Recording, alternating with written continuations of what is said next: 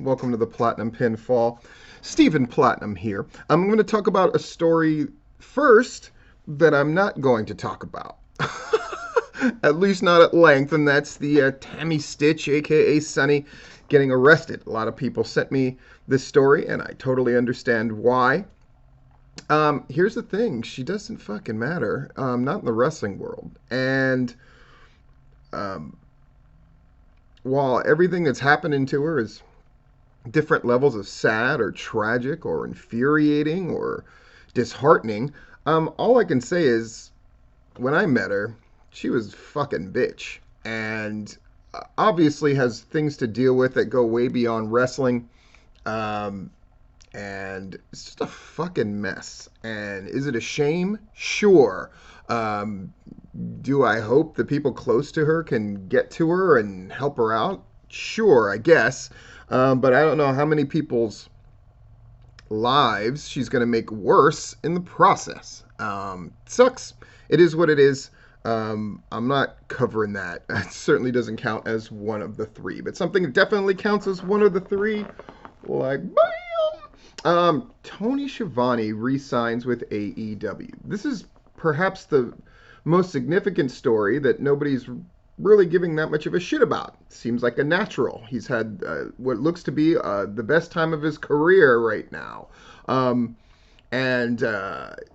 His book ended up being a graphic novel, so I'm going to knock that thing out in one shot because I want to review the book that was just sent to me by another wrestling person.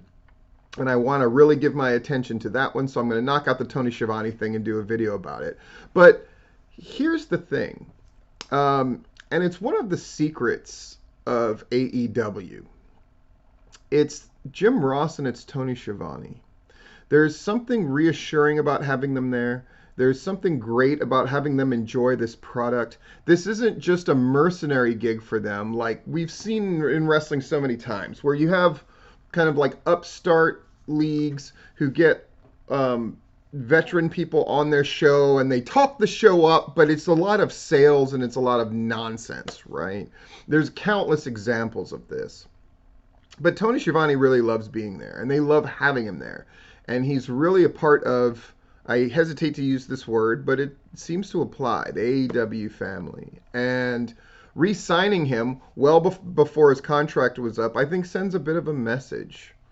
And it's, dude, we're glad you're here, and we want you here, and we love that you're here. And I think that love is returned, and I think it comes across to the people who listen to Tony Schiavone. So it's awesome. What's not awesome? The weather that is going to hit Georgia this weekend. This is the second story. Shows canceling. I saw Platinum Championship Wrestling canceled. Southern Fried canceled. And that Zicky Dice show looks like it's in super, super trouble. I just hope everybody stays safe. And it's a reminder that one of the great things about Florida and the Georgia area is generally inclement weather is one of those things that really only affects you once every blue moon, right? Yes, it gets very hot, but I've rarely, if ever, heard of a show being canceled because it's hot. But, the hurricane stuff hits Florida once in a blue moon, messes stuff up. Snow and ice, or the possibility thereof, hits Georgia once every blue moon, messes things up. It sucks, but keep in mind, in other parts of the country, they have to deal with much worse, much more often. A little perspective. I know that's cold comfort to PCW, to Southern Fried, and gosh, hopefully the Zicky Dice show does okay, but who knows. Now, by Sunday, Terminus has happened, and that bad boy is already sold out. So, super cool there. Can't wait to hear about all of these shows happening. And the ones that aren't happening, hey, we'll see you next time. Third story.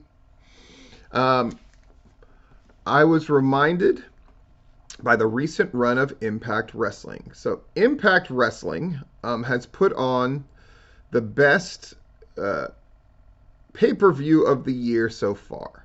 Oh, that's funny, Steve. Ha ha ha. There haven't really been any. It was way better than day one, I'll tell you that. And I think it already set a high bar. And the Ring of Honor invasion thing that started to take place was continued on Impact. But on Impact, Impact was an incredibly good show. And it wasn't that long ago that I was like, man, I might have to stop watching Impact because this is shit. But you had a couple of things that dovetailed nicely. You had Deonna Purrazzo, who lost to Mickie James, right? And did not get her Knockouts title back, but she was also the AAA Women's Champion.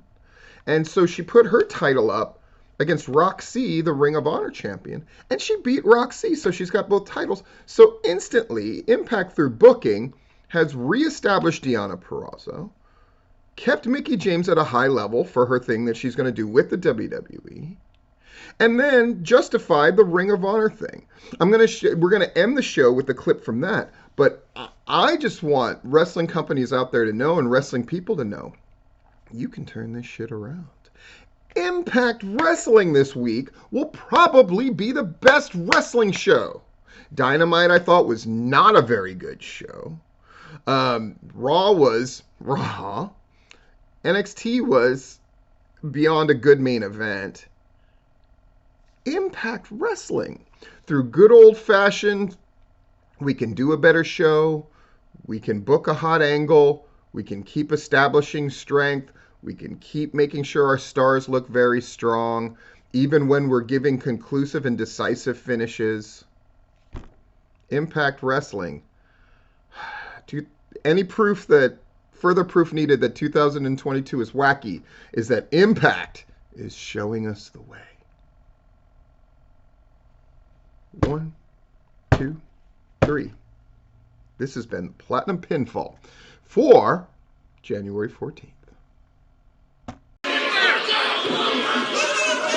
Wait. No, shit. No, Matt. Ray Wall.